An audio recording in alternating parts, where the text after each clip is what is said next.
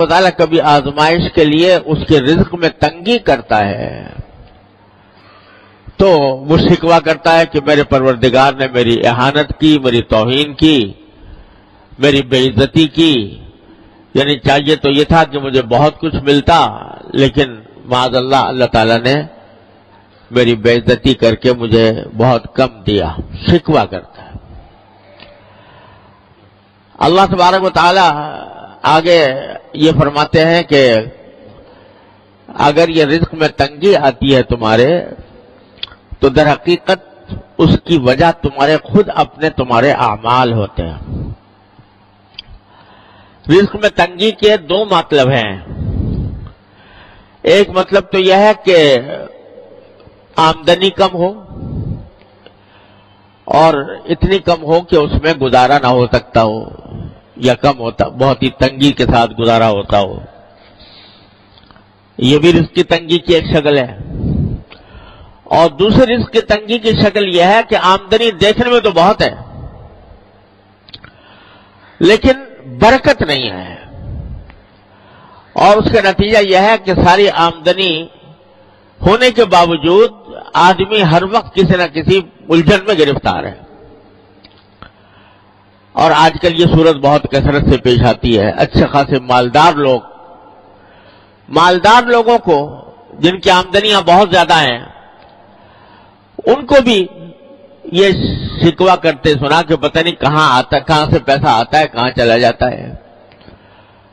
اور نتیجہ یہ کہ پیسے کا اصل فائدہ تو یہ تھا کہ انسان کو راحت ملتی، انسان کو آرام ملتا، اطمینان سکون حاصل ہوتا، لیکن بجائے آرام اور اطمینان حاصل ہونے کے اس سے پریشانیوں میں اضافہ ہو رہا ہے۔ یہ ہے بے برکتی۔ آمدنی تو ہے مگر برکت والی نہیں ہے۔ اللہ تبارک و تعالیٰ جب برکت عطا فرماتے ہیں تو تھوڑی آمدنی میں انسان کو سکون آرام مل جاتا ہے، راحت میسر آ جاتی ہے۔ اور اللہ بچائے اگر بے برکتی ہو تو لاکھوں کی اور کروڑوں کی آمدنی ہو، اس کے باوجود انسان پریشان ہی نظر آتا ہے۔ اور قرآن کریم نے ایک جگہ فرمایا کہ بعض اوقات انما یعذبہم بہا فی الحیاۃ الدنیا، اللہ تعالیٰ اس مال کو ان کے لیے عذاب کا ذریعہ بنا دیتے ہیں دنیا ہی کے اندر۔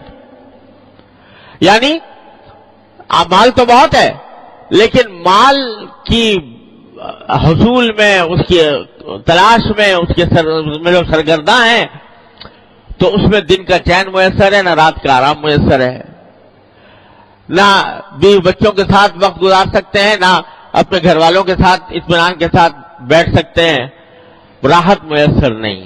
پیسہ ہے مگر راحت نہیں۔ یہ بھی رزق کی تنگی کی ایک بدترین شکل ہے۔